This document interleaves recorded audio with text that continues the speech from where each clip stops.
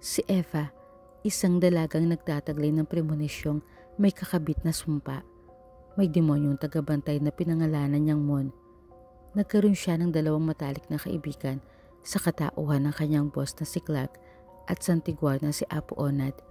Bawat problema kanyang hinarap ay nandoon ang tatlo. Ang tatlong binata na pare-parehong nahulog ang loob sa kanya. Ngunit ang demonyong si Mon ay nahaharap ngayon sa malaking problema dahil hindi niya nagampanan ng maayos ang pagiging guardian demon niya kay Eva. Tinubuan siya ng puso na kahit ang mga kaibigan ni Eva na mga karibal niya ay nagawa niyang ipagtanggol. Nagulat si Eva nang pagising niya isang maulang umaga ay makita niya si Mon na nakaupo sa sofa sa anyo nitong tao, ngunit wala ang mga kamay. Tinanong niya kung anong nangyari rito. Anong demonyo? Iyon ang parusang tinanggap niya kapalit ng pagtulong niya kay Clark at sunod naman ay kay Apo Onad. Ang sabi ng bustaning niya, may dalawa pa siyang paa na pwede niyang gawing pambayad sa dalawa pang kabutihan na gagawin niya para sa ibang tao. Tinanong ni Eva kung may pag-asa pang mabalik ang mga kamay nito. Anong demonyo? Malay daw niya, depende sa kanyang boss sa ibaba. Naawa ang dalaga sa tagabantay niya, kaya sinabi niyang siya na muna ang magiging mga kamay nito. Kinilig naman ang binatang demonyo. Gabi, nagluto ng ramen si Eva, kumain sa mesa. Napansin niya na tinititigan siya ni Mon. What? Kundot noong tanong niya rito.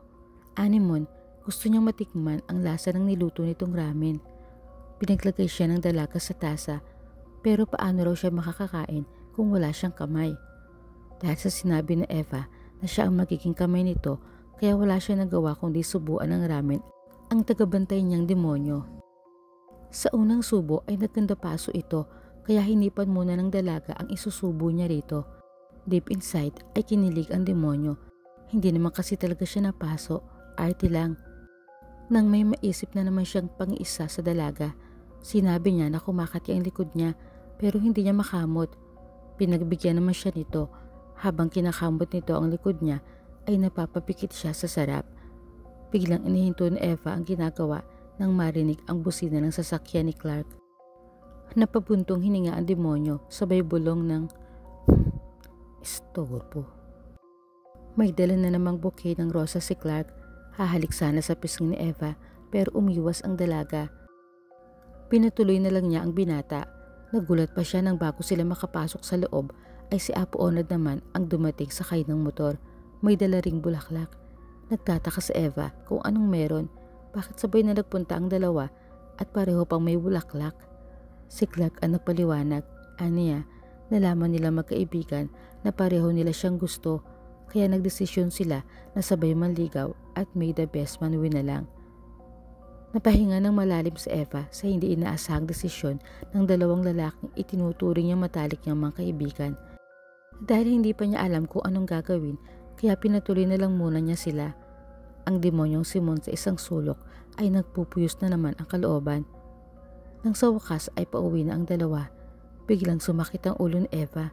May pangitain siyang hindi maganda. Pag-alis ng dalawa, nakita ni Eva na parehong nabulok agad ang mga bulaklak na bigay sa kanya. Sinita niya si Mon. Buo ang duda niyang ito ang may gawa. Nangingiti namang sinabi ng demonyo na walang kwenta ang mga bulaklak na yon. Sa kanilang tatlo ay siya raw ang may mas malaking pagmamahal sa dalaga. Abot hanggang impyerno. Tanong ng dalaga, bakit? Nanliligaw din daw ba siya? Hindi nakasagot si Mon. Napakamot na lang siya ng ulo. Pero nang talikuran na siya ng dalaga ay sinabi niyang walang problema. Liligawan niya siya kung iyon ang gusto niya. Go to hell. Nakatalikod ang sabi ni Eva pero nakangiti. Pinag-isipang mabuti ni Eva ang magiging desisyon niya kaugnay ng panliligaw sa kanya ng dalawang mabuting kaibigan. Pero nagtataka siya kung bakit hindi niya makontak ang mga ito. Nang puntahan din niya sa opisina, bahay at coffee shop ay wala rin. Hindi niya maiwasan na mag-alala. Sinabi niya kay Mon na kailangan niya ang tulong nito. Anong demonyo, kapag tinulungan na naman niya ang mga kaibigan ng dalaga, ano na naman daw ang mababawas sa katawan niya? Mga paa naman? Hindi na kumibo ang dalaga.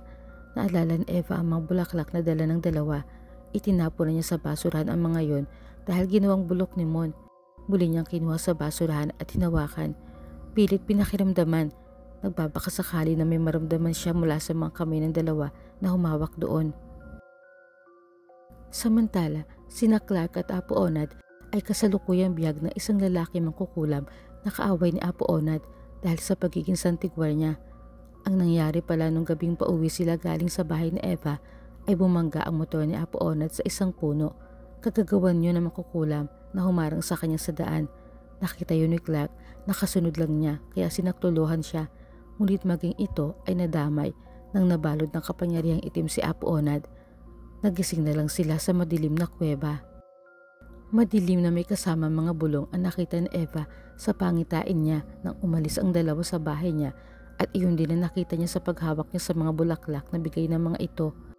Medyo luminaw nga lang dahil nakita rin niya ang isang kuweba na nilabasan ng maraming paniki.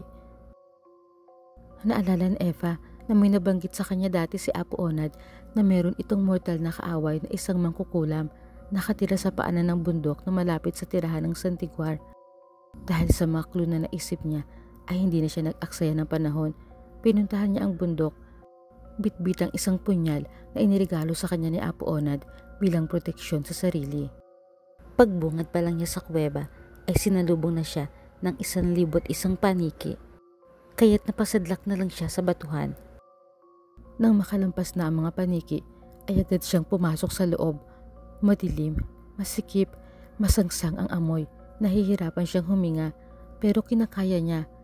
Isinisigaw ang pangalan ni Apo Onad at Clark.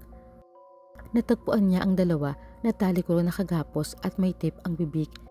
Sinisenyasan siya ng mga mata nila na huwag tumuloy na lumabas na ron pero hindi niya maintindihan. Biglang sumulpot sa harapan niya ang lalaki mangkukulam. Siya raw talaga ang gusto nitong makuha kaya kinuha ang dalawa niyang kaibigan dahil alam nito na hindi niya sila matitiis. Tinanong ni Eva kung ano ang kailangan nito sa kanya. Tahasan namang sinabi ng mangkukulam na ang kanyang kapangyarihan sa premonisyon. Madali naman nagdesisyon ng dalaga. Sabihin lang daw nito kung paano niya maisasalin ang sumpa na yon at willing siyang ibigay dahil hindi niya kailanman yung ginusto. Ngunit nabigla siya nang sabihin ng mangkukulam na kailangan nito ang puso niya para makuha yon. Literal na puso, kaya kailangan niya munang mamatay. Dahil sa kondisyong yon, ay napilitan si Eva na ipaglaban ang buhay niya. Gamit ang punyal ay nakipagsukatan siya ng lakas sa mangkukulam laban sa matatalim na kuko nito at maliksing paggalaw. Hindi maiwasan na masugatan si Eva. Hindi niya makayang tapatan ang lakas ng mangkukulam kaya nabitawan niya ang punyal. Duguan siyang napabalanda sa isang sulok ng kuweba.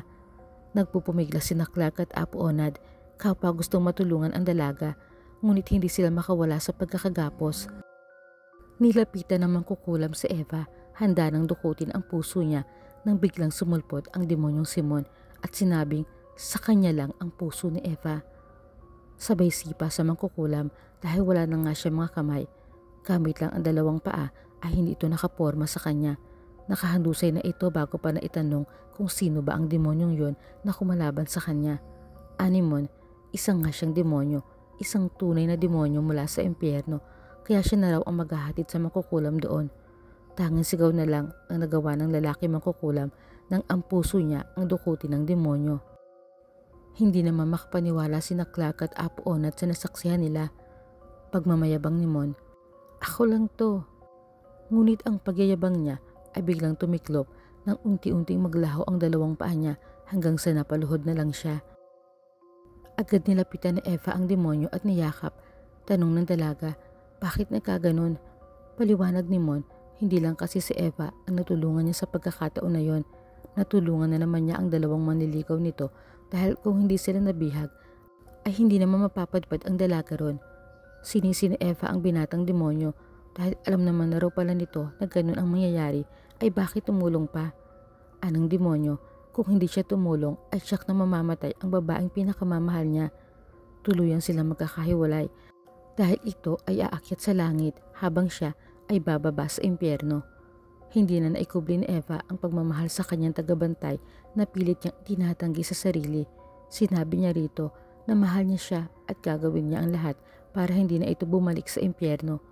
Ngunit napansin nilang tila ang bawat mabuting salita na binibitawan nilang dalawa sa isa't isa ay unti-unting nagpapalaho sa presensya ng demonyo.